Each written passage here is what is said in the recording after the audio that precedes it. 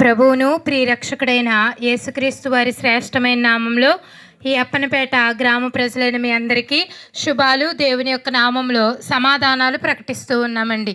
ఈ రోజుల్లో మనందరం ఒక విషయం కోసం ఆలోచన చేస్తా దానికోసం ప్రయాసపడుతూ ఉంటాం. ఏంటనంటే సంతోషంగా ఉండాలి. అవునండి, పొద్దున్న లేచింది మొదలుకొని సంతోషంగా ఉండడానికి మనం ఎన్నో ప్రయత్నాలు చేస్తాం. నేను సంతోషంగా ఉండాలి, నా ఇంట్లో వాళ్ళందరూ సంతోషంగా ఉండాలి, మా చుట్టుపక్కల వాళ్ళు సంతోషంగా ఉండాలి అని సంతోషం కావాలి, నాకు ఆనందం కావాలి అని చెప్పేసి మనం అనుకుంటూ ఉంటాం. కానీ ఈరోజు నేను బాధపడుతూ ఉండాలి, నా కుటుంబం బాధపడుతూ అని ఎవ్వరం కూడా అనుకోం. ఎందుకనంటే అందరికీ ఏం కావాలి? సంతోషం కావాలి. ఆ సంతోషం కోసం కొంచెంమంది టీవీలు చూస్తే, కొంచెంమంది ఫోన్లు చూస్తే, కొంచెంమంది భక్తి చేస్తే, ఏదో రకంగా కొంచెంమంది ఇతరులను బాధ పెట్టి సంతోషిస్తూ ఉంటారు. ఇది ఒక సంతోషం. ఇలా చాలా సంతోషం కోసం ఎన్నో ప్రయత్నాలు మనిషి చేస్తూ ఉంటాడు. అయితే క్రీస్తు శకం 1వ శతాబ్దంలో ఈ విధంగా జరిగింది.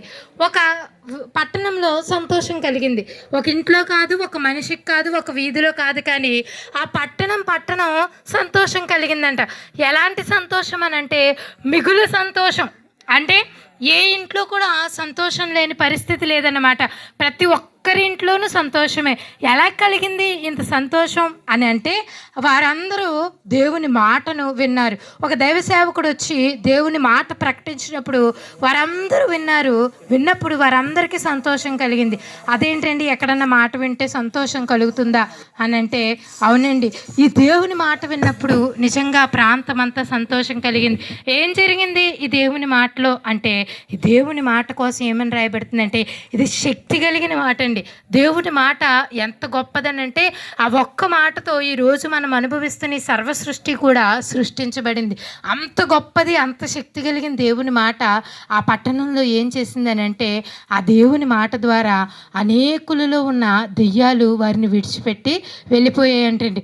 చాలామంది వ్యాధిగ్రస్తులు ఆ ఒక్క మాట, దేవుని మాట వినటాన్ని బట్టి వారి వ్యాధులు వారి నుండి తొలగిపోయాయంట. వారి యొక్క పరిస్థితులన్నీ కూడా ఆ దినమే మార్చబడ్డాయి. అవునండి, ఈ రోజుల్లో సంతోషం లేకపోవడానికి కారణం ఏంటంటే ఒకటి వ్యాధన్న అవుతుంది, ఇంకొకటి వ్యసనమన్న అవుతుంది. కుటుంబంలో ఉన్న వ్యసనాలను బట్టి నెమ్మది లేని పరిస్థితులు. అయితే దేవుని మాట ఏం చేస్తుందనంటే ఆ వ్యసన పరుణుల్ని మారుస్తుందండి. ఎంతటి త్రాగుబోతైనా, ఎంతటి తిరుగుబోతైనా, ఎంతటి తిట్టుబోతైనా, ఎలాంటి పరిస్థితిలో ఒక వ్యక్తి ఉన్న ఆ వ్యక్తిని మనుషులుగా మనం తిట్టచ్చు, కొట్టచ్చు, ఎన్నో చేయొచ్చు. అయ్యో నా బిడ్డ పాడైపోతున్నాడు, లేకపోతే నా ఇంట్లో వాళ్ళు పాడైపోతున్నారని మనం ఎంత క్రమశిక్షణ చేసినా వారు మారండి. అయితే దేవుని మాట ఎంత గొప్పదనంటే ఆ మనిషిలో ఉన్న ప్రతి అవయవాన్ని సృష్టించింది దేవుని మాట అండి. దేవుడు గర్భంలో ఉండగానే తయారు చేసిన దేవుడు గనక ఆ దేవుని మాటకి మనిషి ఖచ్చితంగా లోబడతాడు. ఎందుకనంటే అంత శక్తి కలిగింది దేవుని మాట అన్నమాట అండి. అతనిలో ఉన్న త్రాగుడనే దెయ్యం, ఆ యొక్క వ్యసనం అనే దెయ్యాలన్నింటినీ కూడా దేవుడు తన మాటతో విడిపిస్తాడండి. ఆ రోజు ఆ సమరయ పట్టణంలో ఎంతమంది అయితే ఇలా అపవాది చేత పీడించబడుతున్నారో, ఎంతమంది అయితే రోగాల చేత పీడించబడుతున్నారో అందరూ కూడా విడిపించబడ్డారు, అందరూ బాగు చేయబడ్డారు, అందరూ స్వస్థత పొందుకున్నారు. అప్పుడు గొప్ప సంతోషం ఆ గ్రామం అంతా కలిగిందండి, ఆ పట్టణం అంతా కలిగింది. ప్రతి వీధిలోనూ సంతోషమే, ప్రతి ఇంటిలోనూ సంతోషమే. ఈ రోజుల్లో మనం చూస్తే సంతోషంగా ఉన్నామనుకుంటున్నాం, కానీ మన హృదయాల్లో నిజమైన సంతోషం ఉండట్లేదు. ఒక 5 నిమిషాలు సంతోషంగా ఉంటున్నాం, ఒక 10 నిమిషాలు సంతోషంగా ఉంటున్నాం, ఏదో గలిబిలి జరుగుతుంది, మరలా మనకి బాధ కలుగుతూనే ఉంది. అయితే ఈ సంతోషం ఇచ్చే దేవుడు, ఈ గొప్ప దేవుడు మీ హృదయాల్లోనికి రావడానికి ఇష్టపడుతూ ఉన్నాడు. ఈ సంతోషం ఇచ్చే దేవుడు మీలోనికి రావాలంటే మీరు ఏమీ చేయక్కర్లేదండి.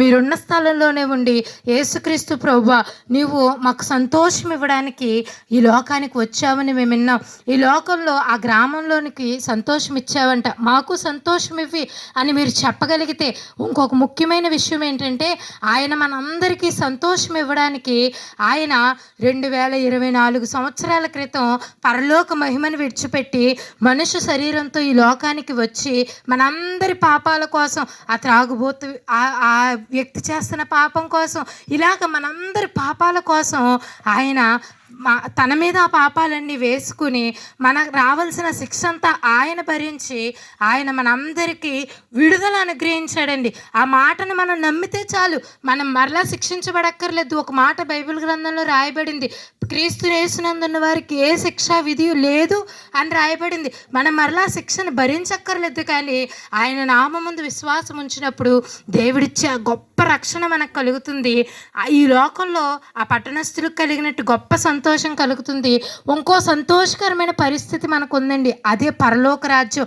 ఆ పరలోక రాజ్యంలో మనం చేరాలంటే యేసుక్రీస్తు ప్రభువారే మార్గం. కనుక ఆయన యందు విశ్వాసం ఉంచితే ఈ లోకంలో సంతోషం, ఎప్పుడు ఎన్నడూ చెరిగిపోని యుగయుగాలు ఉండే ఆ పరలోక రాజ్యం అనే సంతోషం కూడా మనందరికీ దేవుడు అనుగ్రహిస్తాడు.